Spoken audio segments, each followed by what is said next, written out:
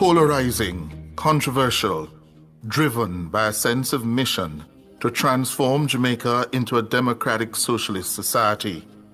Donald Keith Duncan was from that generation of young black radicals who saw in post-colonial Jamaica a political economy structurally designed to entrench the marginalization of the vast majority of ordinary people.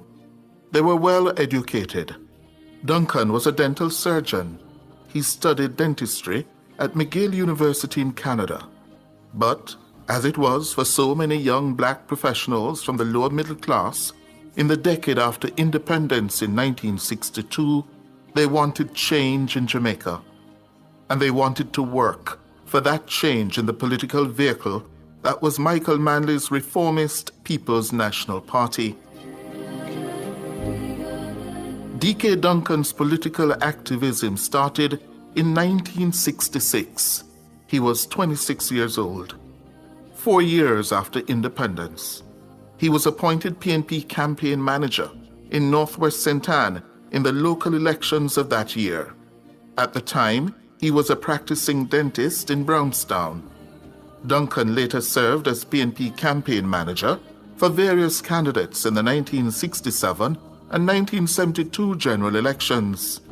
His legendary reputation as a brilliant political organizer began then. He was meticulous in planning and execution. He was also highly regarded as a strategist.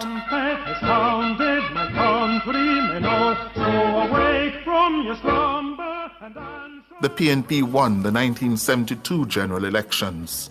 It was a decisive victory which heralded the start of the Michael Manley era in Jamaican politics, and Dk Duncan played a leading and critical role as one of Manley's chief political generals. He succeeded Ken Chinon as PNP General Secretary in 1974. He held the position until 1981, shortly after the PNP lost the 1980 elections in a landslide. He was as feared as he was fierce and courageous in the pitched and deadly political battles that were fought in the 1970s between the warring tribes of the PNP and JLP. The stories of Duncan marshalling PNP supporters during the peak of the ideological war of that decade achieved mythical proportions. In one such battle, Spanish Town's Munamar Square, the year 1980, Dk Duncan was caught on television footage standing with Michael Manley. Munamar Square was in the heart of the JLP stronghold of Central St. Catherine. It was also Bruce Golding's political fortress as the then General Secretary of the Labour Party. Golding and Duncan were the generals of their two parties in full combat going into the do-or-die election campaign of October 1980. The PNP were warned to stay away from Munamar Square. Manley and Duncan refused to cede ground. On that night, PNP supporters had to flee the square as gunshots rang out in its precincts. Manley and Duncan did not. Between 1976 and 1980, Dk Duncan served as Minister of National Mobilization and Human Resource in the Michael Manley administration. His mandate was to help transform the institutions of the state and the civil service into organs that would work to support the democratic socialist mission of the Manley administration. Like the wider administration, he ran into fierce opposition. The country was turning against Manley and the PNP. Edward Seaga's Labour Party was resurgent after its massive defeat in the December 1976 elections. Duncan's Ministry of Mobilization was doomed, and with its failure, Dk Duncan became a reviled figure. He was hated, even by some in his own PNP. He was widely seen as a leader of the radical left wing of the party. The PNP was bitterly divided. the radical left and the so-called moderates on the right, led by such influential figures as former PNP President and former Prime Minister P.J. Patterson, and the now deceased David Corr and Eric Bell. The feuding in the PNP among the left and the moderates was intense, and Dk Duncan was a lightning rod in that struggle for control of the direction of the party. In 1977, Duncan made public that some elements in the PNP had attempted to kill him by sprinkling arsenic in his food. After the defeat of 1980, Dk Duncan and Michael Manley fell out. Their relationship soured. Manley decided to rebrand the PNP as a moderate left-of-center reformist party. He distanced the party from the radical politics that he had espoused in the 1970s. And as he sought to rebuild the PNP's ties with Washington, Duncan walked away from the party. By then, it was generally known that Dk and Manley's fourth wife, Beverly, had become romantically involved. After a 32-year love affair, they made it official in 2012 when they got married.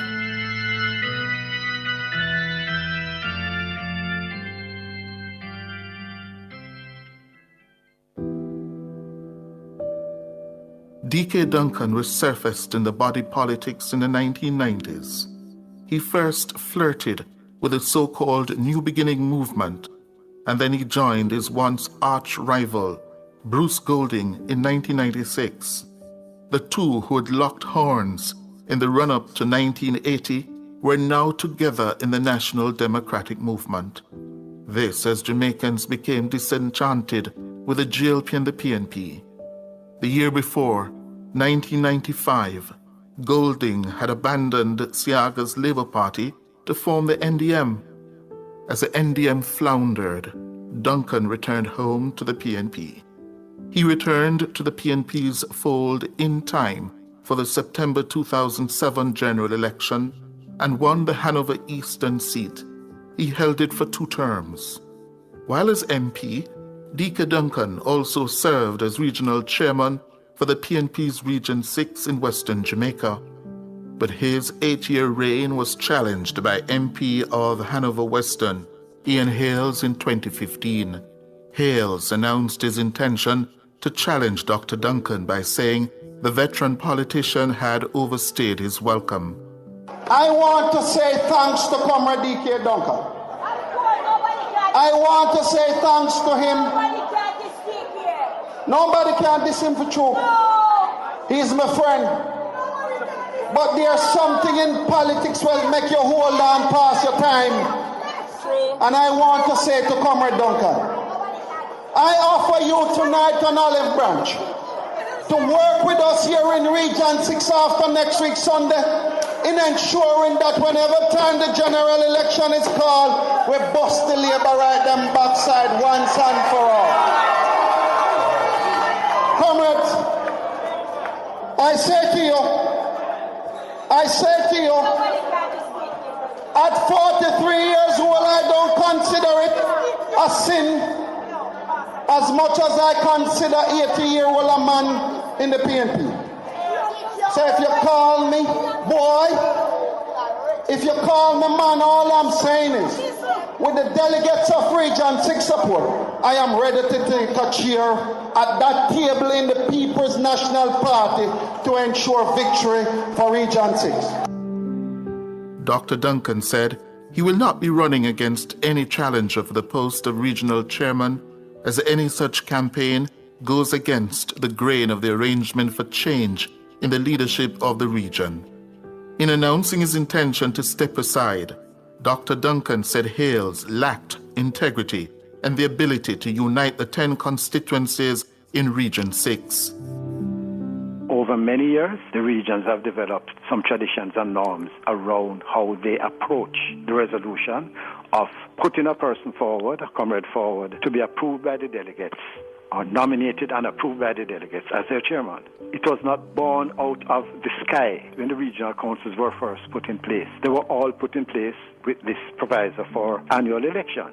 But as I said, over time, the thing has evolved in such a way where it has been deep concern by the leadership over the last 30 years coming up to when they started to approach the consensual approach. And if you don't, to me, if somebody can't see that, particular in an election year, that can be the basis for deep division as our party has developed. We have had many conflicts over the last 70-odd years, and some of them teach us some lessons. Then I find it difficult to give that person the accolade of being a uniter. I'm hoping that post-Sunday, and to a large extent will depend upon how the proceedings of the day, how they are conducted, that we're going to require some of the leaders who are going to be there to help to begin to lay the basis for the unity so that the new chairman can build on it. Because I won't be there.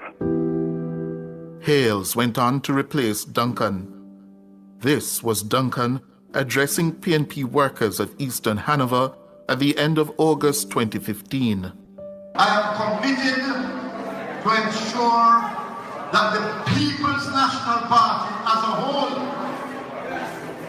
as a party, remains Jamaica's best choice and wins the next general election overall and form the government again.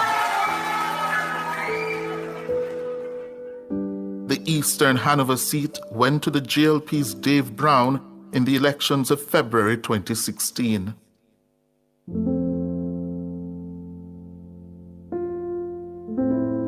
Dk Duncan was a political thoroughbred. Politics ran through his veins. By July 2016, he was back at the helm of the Hanover Eastern constituency after being re-elected. In a Facebook post, Duncan said, "I was re-elected the constituency chairman for Eastern Hanover by delegates. This does not mean I will be the representative for the next general election. This will allow the former chairman to concentrate on his division for the impending local government elections. I will continue," he says, "to mentor the youth while teaching them how to organize and keep engaged. My only agenda is to the Jamaican people.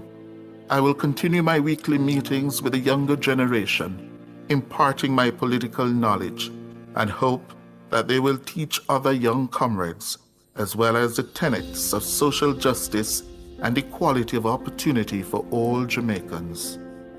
His previous rival and chairman of Region 6, Ian Hales, described his return as a backward move. According to Hales, the veteran wasn't wanted in the constituency. Duncan eventually vacated the role as Hanover Eastern constituency chairman, 2 years after he resumed the post. He was replaced in September 2018 by former West Indies cricketer Wavell Hines.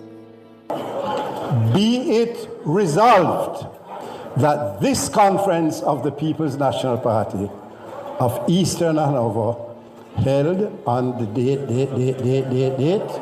recommends strongly to the party's executive, its officers, the party's NEC, its executive, its officers, and the party leader that Comrade Wavell Hines be named at the earliest possible time, bearing in mind the 80th annual conference to be held on such and such a date, that Comrade Wavell Hines be declared the official candidate for the People's National Party in Eastern. In one of his last acts of serving the PNP, he came to the defense of an embattled Portia Simpson Miller in February 2017. The PNP president was being pushed out of the leadership following her narrow loss to Andrew Holness's Labour Party 1 year earlier. Dk Duncan chastised those who were pushing Portia to go. I am saddened that what appears to be the linchpin upon which the actual date for the resignation or the start of the transition has been set has to be what appears to be inordinate pressure on the party leader. She does not deserve that kind of pressure. Dk Duncan would have died a disappointed political veteran. He did not live to see 2 of his 6 children, Patricia and Imani, make it to the House of Representatives, both having failed in a second consecutive general election to win seats in the House, Patricia in Clarendon Southeast, Imani in Central Kingston. He would have had to contend as well with a harsh reality that the PNP he served for so many years is in disarray as he makes his departure.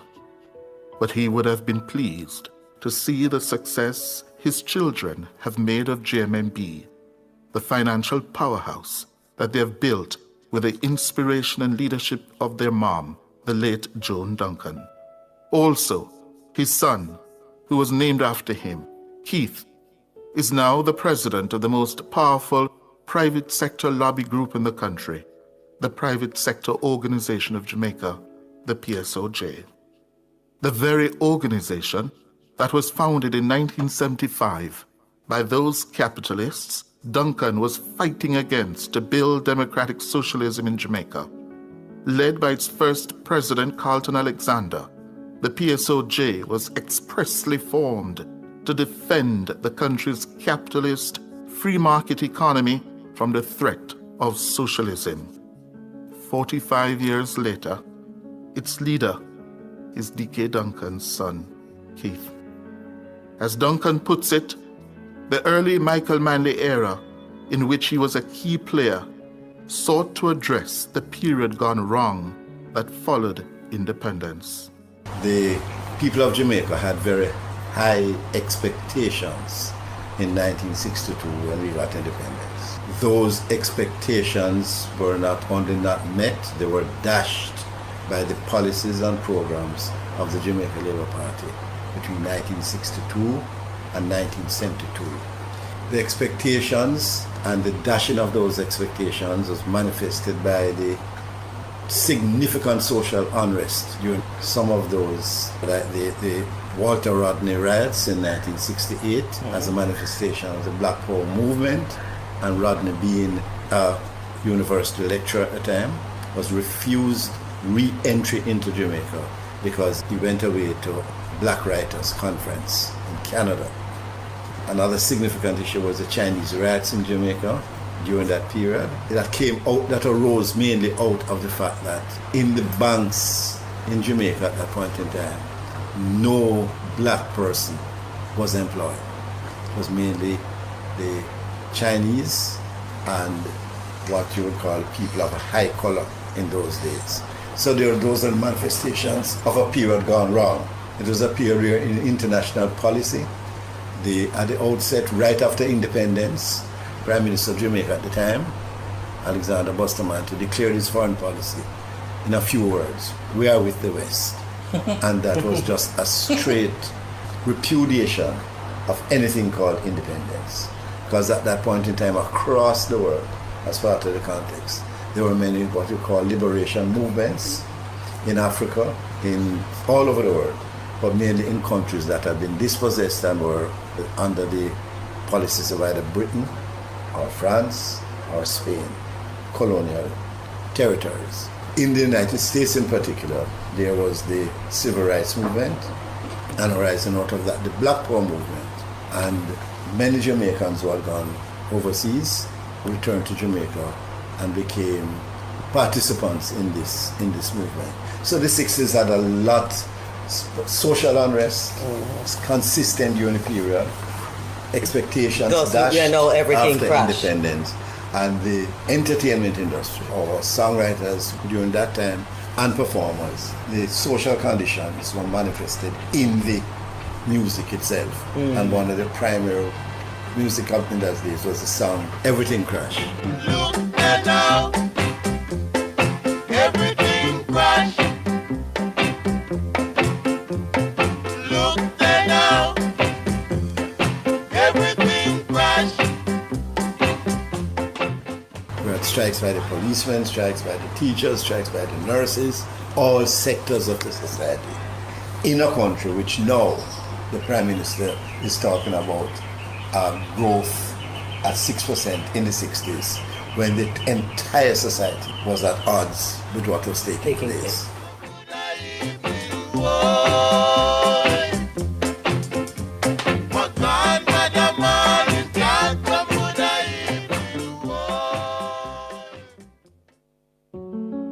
Dk Duncan discussing the legacy of the Michael Manley era in Jamaica on his daughter's Facebook program, Patricia Live, back in July 2020. His passing signals the end of a long political career spanning more than 50 years. He represented the people of East Central St. Andrew between 1976 and 1980 and Hanover East between 2007 and 2016. He operated a private practice in Kingston up to the time of his passing. The former cabinet minister tested positive for COVID-19 in August and was admitted to hospital. A statement then from his family said, after experiencing some signs of sinusitis and tiredness, out of an abundance of caution, Dr. Duncan did a COVID-19 test, and the preliminary results received indicated that he was positive.